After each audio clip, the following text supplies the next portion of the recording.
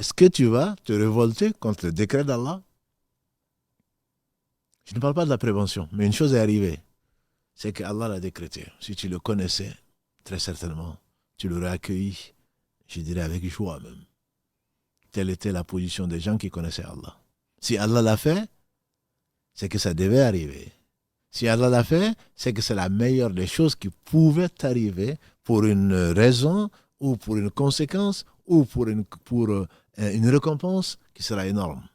Ne vois pas l'immédiateté, ne vois pas tout de suite. Ça me fait mal, non mais ça fait très mal. Oui, bien sûr.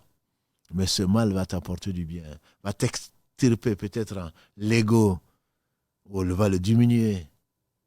Tu te crois humilié? Non. C'est pour que tu travailles. C'est pour que tu te reformes. Parce que si tu meurs, comme l'a dit le prophète sallallahu alayhi wa sallam dans le hadith de Ibn Mas'ud Kalalagré, celui qui a tant soit peu d'orgueil dans le cœur ne rentrera pas au paradis. On a dit, il ne va pas s'éterniser dans l'enfer.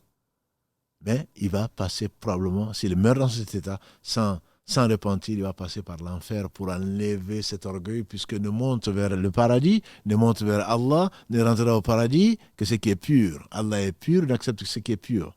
Et donc il va être purifié par l'enfer, par le feu de l'enfer, de cet orgueil. L'orgueil ne sait qu'Allah subhanahu wa ta'ala. Le moi, c'est avec un grand thème. Moi, ne voyant que ça, c'est un gros défaut. Ça, c'est le premier conseil qu'il donne le cheikh et il a certainement raison de le donner.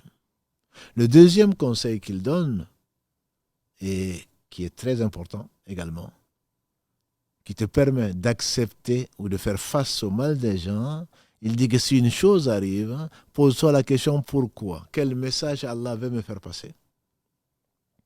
En effet, Allah dit subhanahu wa ta'ala dans maintes versets, entre autres, dans le verset 165 de la sourate Al Imran,